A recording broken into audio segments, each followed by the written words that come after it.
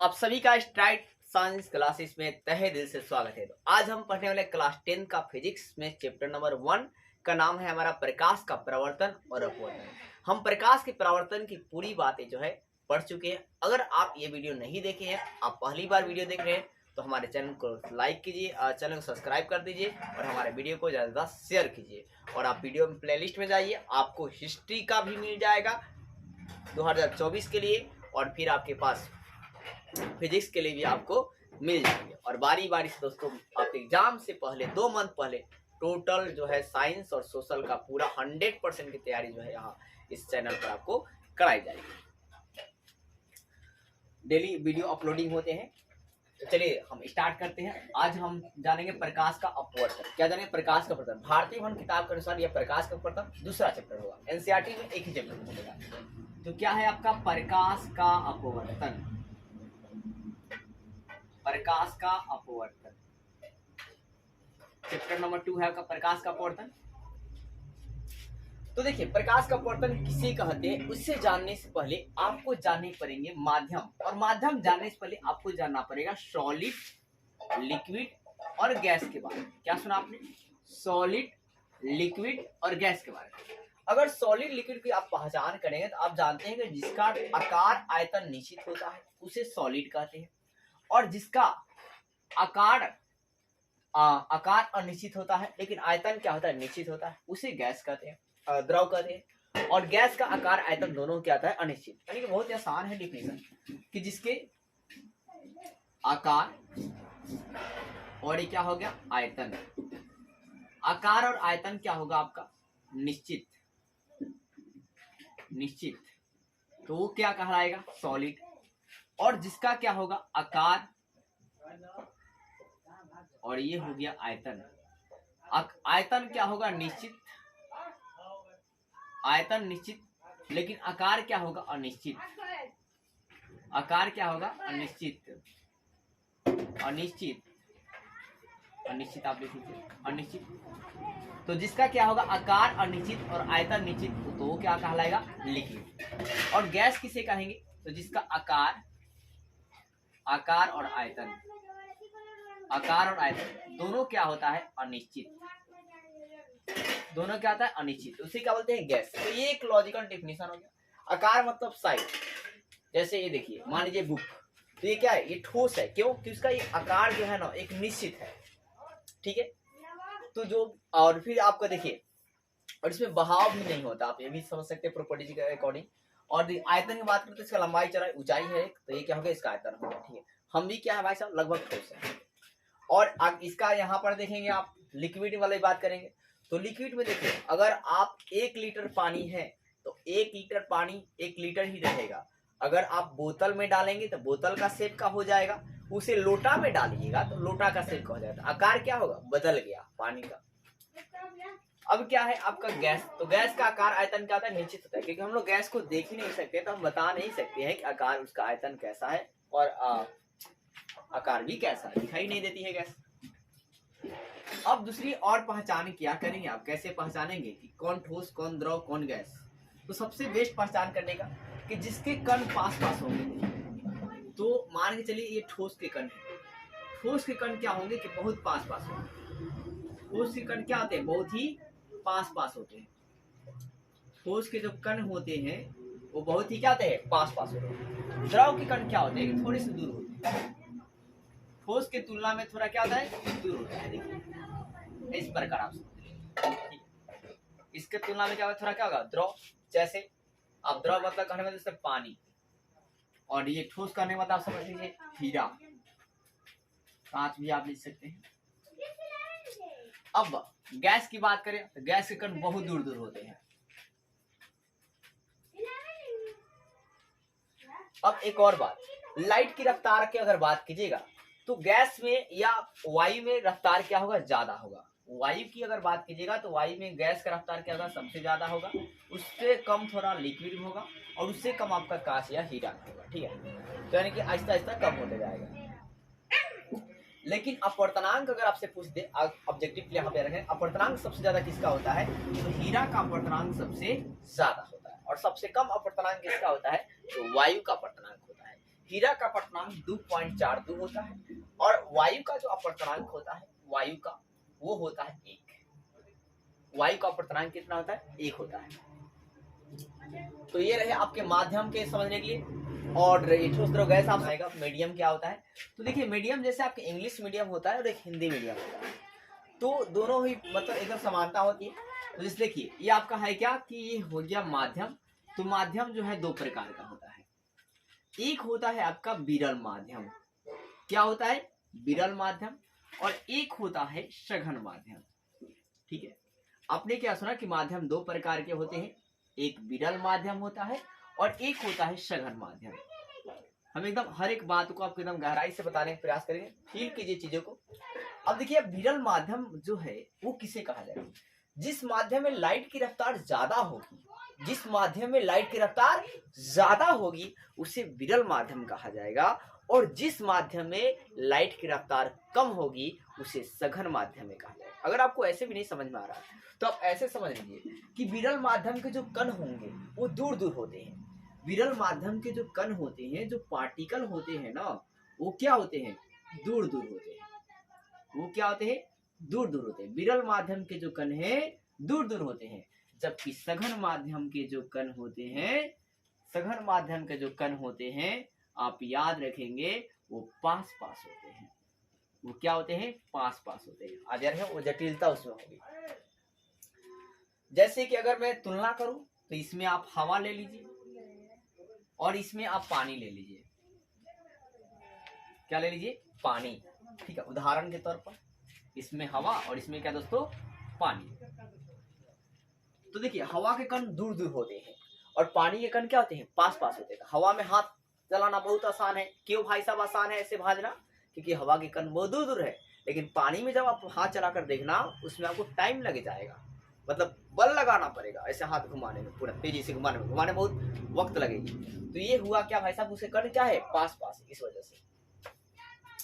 अब दूसरी बात आप ये रहना कि विरल माध्यम में जो प्रकाश की चाल होगी, प्रकाश की चाल, प्रकाश की जो चाल होती है वो क्या होती है? ज्यादा होती है। विरल माध्यम प्रकाश चाल क्या होती है? अधिक होती है, आप समझना।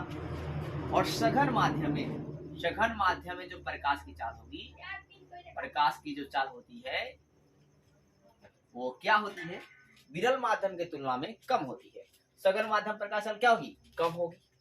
ठीक है, एक और बात, विरल माध्यम का जो अपवर्तनांक होगा, यह अपवर्तनांक क्या चीज होगा हम आगे देखेंगे। बस अभी आप अंतर के रूप में याद कर लीजिए कि विरल माध्यम का जो अपवर्तनांक होता है, वैसे अपवर्तनांक का डिफिनेशन होता है निर्वात में प्रकाश की चाल और किसी माध्यम में प्रकाश की चाल के अनुपात को अपवर्तनांक कहा जाता है। इसे मीन से कहते हैं, मी बराबर C/V। ये आगे भी हम पढ़ेंगे। तो विरल माध्यम का अपवर्तनांक क्या होता है आप याद रखेंगे कि कम होता है। विरल माध्यम का अपवर्तनांक क्या होता है? कम होता है। जैसे वायु का अपवर्तनांक क्या होता है? 1। वायु का अपवर्तनांक कितने होते हैं? 1। और सघन माध्यम का जो अपवर्तनांक होता है, सघन माध्यम का अपवर्तनांक वो क्या होता है? ज्यादा होता है। जैसे उदाहरण में हीरा, हीरा का अपवर्तनांक क्या होता है? ज्यादा होता है। कितना होता है भाई? 2.42 होता है। कितना होता है? 2.42 होता है हीरा का अपवर्तनांक। तो माध्यम जो है आप समझ गए हैं कि माध्यम क्या है कि जिसमें आपके कण दूर दूर होंगे, विरल माध्यम, जिसमें कण पास पास होंगे, सघन माध्यम। विरल माध्यम में प्रकाश की चाल ज्यादा होती है जबकि सघन माध्यम प्रकाश की चाल कम होती है। विरल माध्यम का अपवर्तनांक कम होता है जबकि सघन माध्यम का अपवर्तनांक अधिक होता है। उदाहरण के लिए वायु का अपवर्तनांक 1 होता है और हीरा का अपवर्तनांक 2.42 होता है। ये सवाल बार बार पूछे जाते हैं आपके ऑब्जेक्ट। अपवर्तन क्या होता है, ये किसे कहते हैं? तो देखिए अब हमने आपको माध्यम जस्ट लाइक समझा दिया। तो देखिए माध्यम दो तरह के हो गए, विरल माध्यम, सघन माध्यम।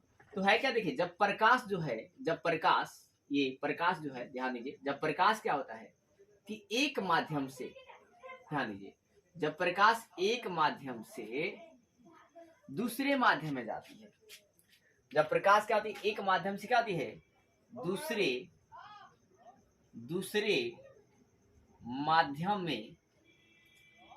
माध्यम में जाती है। ठीक है, जब प्रकाश एक माध्यम से दूसरे माध्यम में जाती है तो ये जो प्रकाश है ना, तो प्रकाश की दिशा में, तो क्या होता है, प्रकाश के दिशा में क्या होता है, बदलाव आता है, परिवर्तन आता है। तो इस घटना को ही प्रकाश का अपवर्तन कहते हैं। क्या सुने, जब प्रकाश एक माध्यम से दूसरे माध्यम में जाती है तो प्रकाश की दिशा में बदलाव आ जाता है, और इसी घटना को प्रकाश का अपवर्तन कहा जाता है। उदाहरण के तौर पर आप समझ लेंगे कि जब प्रकाश हवा से पानी में जाएगी तो उसके डायरेक्शन में बदलाव आ जाएगा। जैसे आप देखे होंगे, बहुत सारे उदाहरण मैं आपको बताऊंगा, देख लीजिए। और बदलाव में क्या क्या और चेंजिंग भी होता है, आप यही रखना कि जब प्रकाश एक माध्यम से दूसरे माध्यम जाती है तो क्या क्या बदल जाता है। तो आप याद रखना कि तरंगदैर्घ्य बदल जाता है, लेमडा मतलब तरंगदैर्घ्य बदल जाता है, ठीक है, आप नोट करेंगे। वेग बदल जाता है, वेलोसिटी बदल जाती है, और क्या बदल जाता है विद्यार्थी, वेग बदल जाता है, तीव्रता बदल जाएगी, प्रकाश की जो तीव्रता इंटेंसिटी होगी वो क्या हो जाएगा, बदल जाएगा, वेग बदल जाएगा, तरंगदैर्घ्य बदल जाएगा, तरंगदैर्घ्य का बदल जाएंगे जब प्रकाश एक माध्यम दूसरे माध्यम में जाएगी तो घट सकती है। तो पहली घटना आप क्या रखेंगे, तारों का टिमटिमाना। क्या रखेंगे, तारों का टिमटिमाना। पूछ देगा कि तारों का जो टिमटिमाना है, टिमटिमाना जो है वो प्रकाश के किस घटना पर आधारित है, तो प्रकाश के अपवर्तन पर आधारित। प्रकाश के अपवर्तन। अब ऐसा क्या होता है ना, देखिए जब प्रकाश क्या होता है कि एक माध्यम से, आप लिख देंगे कि तारे टिमटिमाते हुए नजर आते हैं, क्योंकि जब प्रकाश एक माध्यम से दूसरे माध्यम में जाती है तो प्रकाश के दिशा में बदलाव आता है, फलस्वरूप तारे टिमटिमाते हुए नजर आते हैं। वैसे भी देखिए आपका है क्या कि जो प्रकाश, जो तारे हैं सूर्य से भी बहुत दूर पाए जाते हैं, और आपको पता है कि मौसम परिवर्तन होते हैं। वायु जब एक माध्यम से दूसरे माध्यम में जाती है तो वायु की दिशा में बदलाव आ जाता है, और उसे वायुमंडलीय अपवर्तन कहा जाता है। तो आपके पेपर में अगर वायुमंडलीय अपवर्तन है तो वायुमंडलीय अपवर्तन लगाएंगे, और अगर सिर्फ अपवर्तन है तो प्रकाश का अपवर्तन, तो प्रकाश का अपवर्तन लगाएंगे। दूसरा बात आप याद रखेंगे, ये तारों का टिमटिमाना हो गया। दूसरा बात आप क्या याद रखेंगे, सूर्योदय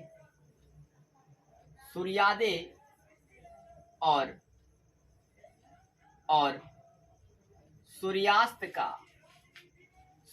का आभासी समय। अब देखिए भाई, आभासी समय क्या होता है कि देखिए जो सूर्योदय है, जब सूर्य भगवान उगते हैं, ठीक है, जब सनराइज होता है तो सूर्योदय 2 मिनट पहले ही हो जाता है। सूर्योदय क्या होता है, 2 मिनट पहले हो जाता है, उसके बाद आपको दिखाई देता है।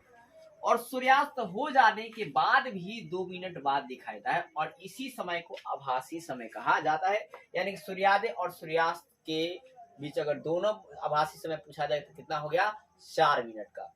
सूर्योदय का 2 मिनट, और सूर्योदय के समय 2 मिनट का, और सूर्यास्त के समय का 2 मिनट का आभासी समय होता है। सूर्योदय भाई साहब, मान लीजिए सूर्योदय जो है 6 बजे हो गया, लेकिन सूर्य जो है कितने बजे आपको दिखेंगे, तो 6:02 पर, ठीक है।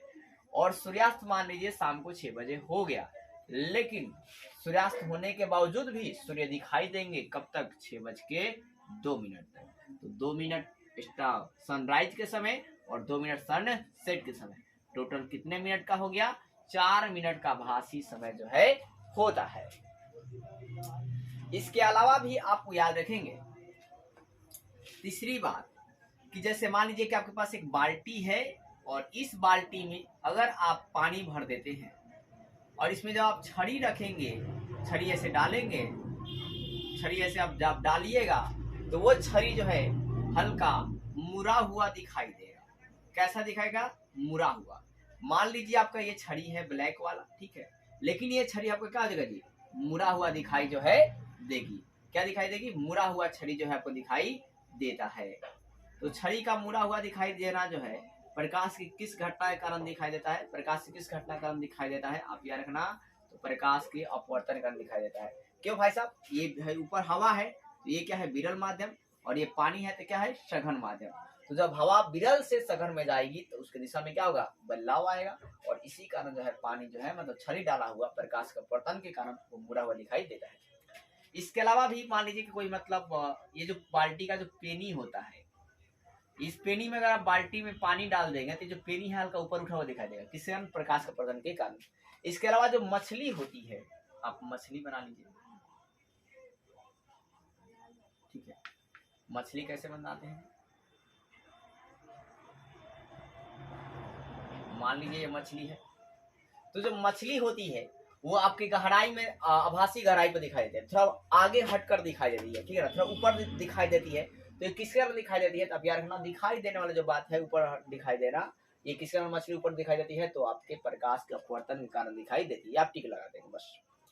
फिर आपसे ये भी पूछेगा कि अगर बाल्टी में हम सिक्का डाल देंगे तो सिक्का ऊपर उठा हुआ दिखाई देता है, किसके कारण? तो प्रकाश के अपवर्तन के कारण दिखाई देता है। ये था प्रकाश के अपवर्तन से कौन कौन घटनाएं घटती है, वो थी। और देखिए प्रकाश का अपवर्तन में आवृत्ति जो है नहीं बदलता है, नो चेंज। प्रवर्तन प्रकाश कितना प्रकार का होता है? तो इसके दो ही नियम या दो ही प्रकार होते हैं क्लास 10 के फिजिक्स में, सिर्फ दृष्टि दोष के प्रकार को छोड़कर। बाद में फिजिक्स में आप दूरा कोई भी नियम पूछेगा कितना प्रकार? 2 प्रकार का दीजिए। अब देखिए कौन कौन होते हैं, तो पहले आप समझ लीजिए, ऊपर जो है भाई हवा और नीचे है पानी, तो ये क्या होगा? विरल माध्यम, और ये क्या होगा आपका? सघन माध्यम।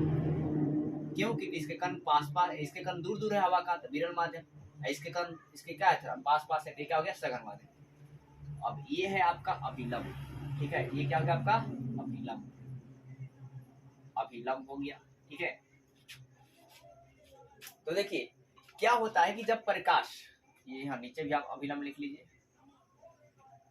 तो जब प्रकाश क्या होगा कि विरल माध्यम से सघन माध्यम में जाती है, जब प्रकाश एक माध्यम से दूसरे माध्यम में जाती है, जब प्रकाश आती है ना, तो आपको बताया मैंने कि आती हुई किरण को क्या बोलते हैं? आपतित किरण कहते हैं। क्या बोलते हैं? आपतित किरण कहते हैं। आती हुई किरण को आपतित किरण कहते हैं। और दूसरे माध्यम में जाने वाली किरण को, दूसरे माध्यम में जाने वाली किरण को क्या बोलते हैं? आप याद रखेंगे, अपवर्तन है तो अपवर्तित किरण, अब परावर्तन हैगा तो परावर्तित किरण, अपवर्तित किरण कहा जाएगा। क्या कहा जाएगा? अपवर्तित किरण। ये जहां से ये मुड़ रही है इसका नाम क्या होगा? तो इसका नाम आप याद रखेंगे आपतन बिंदु। क्या जी? आपतन बिंदु। तो अब ध्यान दीजिएगा विद्यार्थी कि अब नियम को इसी पर आपको याद रखना है। क्या याद रखना है? कि आपतित किरण, अपवर्तित किरण और अभिलंब। देखिए आपतित किरण, अपवर्तित किरण और अभिलंब तीनों एक ही बिंदु में होते हैं, या तीनों एक ही तल में होते हैं। पहला नियम है। पहला नियम क्या कहता है कि आपतित किरण, अपवर्तित किरण और अभिलंब तीनों एक ही तल में होते हैं। दूसरा नियम क्या कहता है? आपतन कोण का जया, आपतन, आप ये से याद रखेंगे, मी बराबर साइन आई बट्टा साइन आर। तो यार रखेंगे आपतन कोण की जया, साइन मतलब जया होता है, ठीक है ना। आपतन कोण की जया और अपवर्तन कोण की जया के अनुपात बराबर एक नियतांक होता है, और इसे हम स्नेल का नियम भी कहते हैं। इसे क्या कहते हैं विद्यार्थी? स्नेल का नियम भी कहा जाता है। तो उम्मीद करता हूँ कि प्रकाश का परिवर्तन क्या होता है आपने समझ गए होंगे और इसके नियम भी जान गए। और नियम लिखने के बाद आप इसका पिक्चर भी नोट कर लीजिएगा दोस्तों। एक और बात आप याद रखेंगे कि जब प्रकाश देखिए विरल से सघन में जाएगी, तो आप देखिएगा गौर से, आप देखिए ये अभिलंब की ओर मुड़ जाती है। अभिलंब की ओर क्या होती है? मुड़ जाती है जब विरल से सघन जाएगी। तो मैं नोट में आपको लिख देता हूँ, नोट याद रखेंगे कि जब लाइट जो है, लाइट विरल से कहा जाएगी? सघन में। विरल से कहा जाएगी? सघन में। तो वो अभिलंब की ओर, तो वह क्या होगी? अभिलंब की ओर मुड़ जाती है। अभिलंब की ओर क्या है? मुड़ जाती है। और आप इसका एक्सपेरिमेंट भी करके देख सकते हैं। और फिर जब याद रखेंगे दूसरी बात कि जब लाइट जो है अपोजिट सघन से कहा जाएगी? विरल में। सघन से विरल में जाएगी तब क्या होगा? तो वो अभिलंब से दूर भागेगी। तो वह अभिलंब से क्या होता है? दूर भागती है। क्या होता है? दूर भागती है। और अभिलंब से क्या होता है दोस्तों? दूर भागती है। इस एक्सपेरिमेंट का मैं शॉर्ट वीडियो आपको जरूर डालूंगा, तो वीडियो कैसी लगी कमेंट कर जरूर बताइए। अगर आपको वीडियो अच्छा लगा तो प्लीज़ वीडियो को लाइक कीजिए, सब्सक्राइब कीजिए और ज़्यादा शेयर कीजिए। तो दोस्तों आप इसका पूरा क्लास 10 का मैं आपको पूरा फिजिक्स, केमिस्ट्री, बायोलॉजी तीनों की तैयारी करा दूँ। यानी साइंस में आपको 100% की तैयारी करूँगा और आप यकीन मानिए अगर आपको प्रैक्टिकल आपको 20 में 20 मिल जाता है तो आपको 100 मार्क्स भी आ सकते हैं। मैं 99 लेकर चलता कि 99 आपको ज़रूर आ जाएगा जिस तरह मैं पढ़ा रहा हूँ। अगर आप अपना कर देंगे फिजिक्स, केमिस्ट्री, बायोलॉजी में तो। और साथ ही आपका सोशल साइंस का भी हम मैं वीडियो डेली अपलोड करता हूँ। आप इसका प्लेलिस्ट में जाकर देख सकते हैं। हिस्ट्री का पहला चैप्टर जो है यूरोप में राष्ट्रवाद को मैं पूरा अच्छे से डिटेल में आपको बताकर कर चुका हूँ। ये भी किताब वाली कम बातें नोट कर, जो आपको ज़रूरी है वही बातें नोट्स टाइप।